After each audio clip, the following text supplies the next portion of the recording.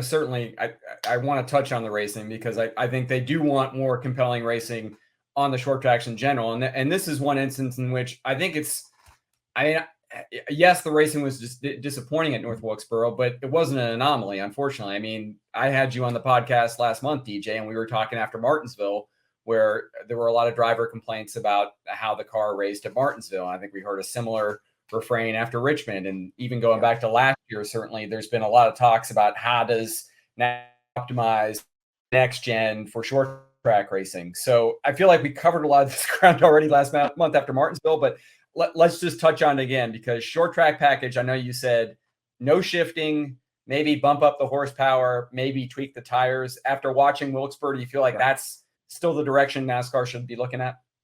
Yeah, I think that those are still the areas that NASCAR has to take a look at, because I don't, one thing that I've said that makes this car difficult, I don't care what short track you go to, whether it's dirt, asphalt, concrete, across the United States, every one of the cars that you'll walk through the pit area at those racetracks are offset. So that's taking and moving to where you have more weight on the left side of the car. The right side tires are going to be out further than the left, to where the car will corner better, drive better, and then when it drives a little bit better like that, then you can put on a better show.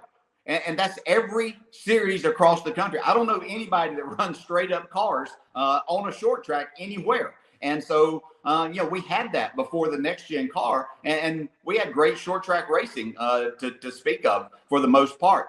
And I'm going to throw in something besides what we talked about that you could look at with the no shifting and the more horsepower, which puts it in the driver's hands. I think Goodyear certainly has to get involved with the tires in helping these drivers be able to put on a better show. But there's one thing that Ryan Newman told me, and he used a phrase at Darlington when I was talking to him as he got back into the car and into this particular car for the first time.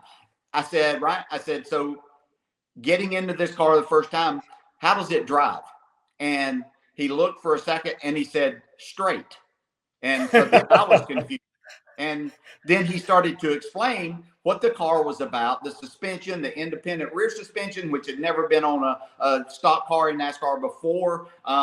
It's made to go straight. And you have to do things to make it not do that. So obviously the majority, well, all races, whether it's a road course or the ovals, you have to make the car turn. And we're talking about short tracks here. So to do that, then you have to have the driver to have the ability to withstand what you have to do to make this car.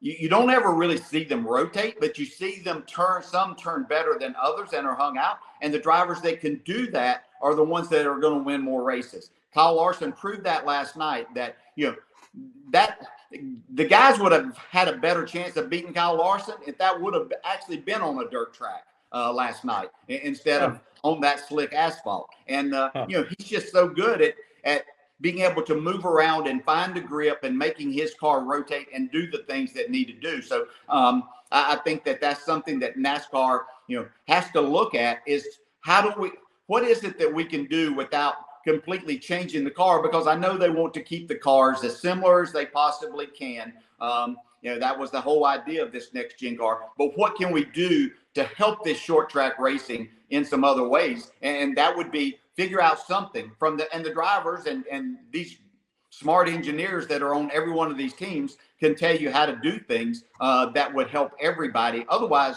we're just going to have a few short track winners along the way, I believe.